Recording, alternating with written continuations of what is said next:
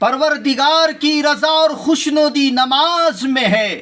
نماز انبیاء علیہم السلام کا راستہ ہے، نمازی محبوب ملائکہ ہے۔ نماز پڑھنے سے دل کو سکون ملتا ہے، نماز پڑھنے سے دل کو آرام ملتا ہے، نماز پڑھنے سے دل کو چین ملتا ہے، نماز پڑھنے سے دل کو سکون اور چین ملتا ہے۔ نماز مومنین کا معراج ہے، نماز آنکھوں کی ٹھنڈک ہے۔ نماز پڑھنے سے انسان کا گناہ دھل جاتا ہے۔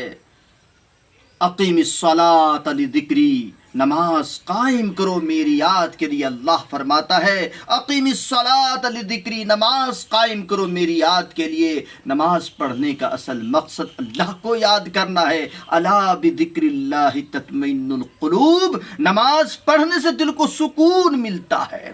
حی علی الصلاۃ، حی علی الصلاۃ، آؤ نماز کی طرف، آؤ نماز کی طرف۔ حی علی الفلاح، حی علی الفلاح، آؤ کامیابی کی طرف، آؤ کامیابی کی طرف۔ پہلے حی علی الصلاۃ ہے، بعد میں حی علی الفلاح ہے، کہ پہلے نماز پڑھو تب کامیابی ملے گی۔ اسلام کی بنیاد 5 چیزوں پر ہے، ان میں ایک نماز بھی ہے۔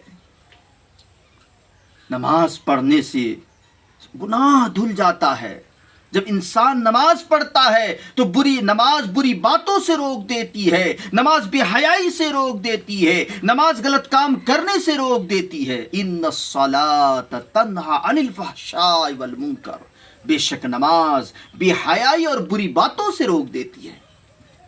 نماز کی خصوصیت، نماز کی اہمیت کا اندازہ اس سے لگایا جا سکتا ہے کہ اسلام کے جتنے بھی احکام ہیں اللہ کے نبی صلی اللہ علیہ وسلم کو اسی دنیا میں دیے گئے، لیکن جب نماز کی باری آتی ہے تو اللہ کے پیارے حبیب محمد مصطفیٰ صلی اللہ علیہ وسلم کو اللہ تعالیٰ عرش بری پر بلا کر تحفۃً عطا فرماتے ہیں۔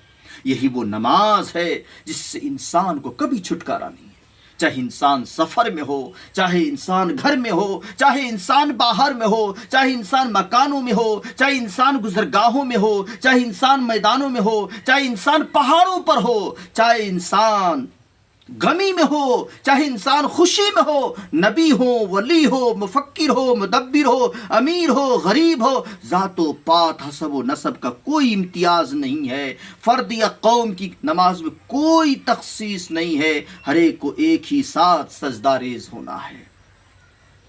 نماز میں کوئی امتیازی شان نہیں۔ نماز پڑھنے سے انسان کا دل مطمئن ہو جاتا ہے۔